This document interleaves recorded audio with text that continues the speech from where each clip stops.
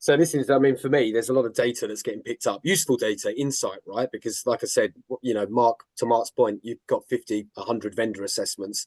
Those risks and issues and tasks scale pretty quickly, right? So there's going to be, first of all, risk management, task management, but second of all, we want to have insight. We want to learn from all this kind of insight we're gathering across the usage of our vendors across the school. So this one I love, right? If we think back a few years ago with Shrems, this would be brilliant. Okay, it's going to pull through and show you that you can literally hover over and you can say, hey, okay, 11 of our vendors are transferring data to the United States, right? Right. They're the ones we need to go. If we go back to standard contract clauses and all these kind of things, they're the vendors we need to go look at, right? We need to go work this out. So the data that you're picking up during this should also be useful. It shouldn't just be, that sort of checkbox exercise. We can learn from this as well.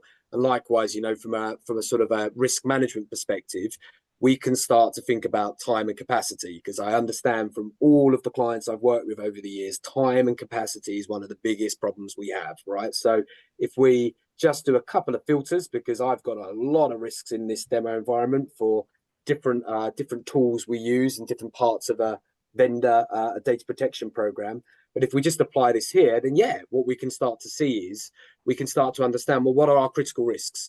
What are our high risks, right? Because ultimately we're going to want to spend time and effort dealing with the most critical risks. We're going to be looking at moving them down to the high risks and corresponds with issues and tasks. So, it's there's a lot of insight to be gained through doing this. As much as it can feel quite arduous, we learn a huge amount from how we're Yeah, transferring personal data.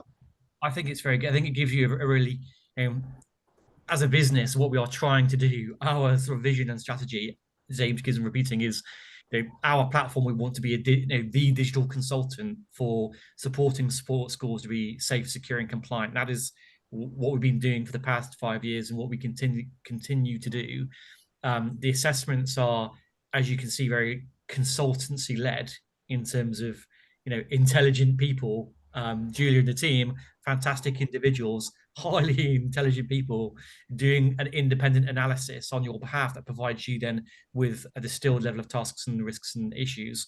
But then the platform itself allows you to, from a productivity perspective, or just from a sort of work operations, you have all of that data that not only can you evaluate, but you can then, James hasn't showed you, we won't go to it now because we're sort of running out of time. We need to touch upon application library, but there are reports that you can generate. So all of those graphs that you've seen, you can click a button and that will give you a report in dashboard form with lots of different graphs, and very nice, to show you the current risks that your school's accepting with those ed tech vendors, but also the tasks and etc. need to get done.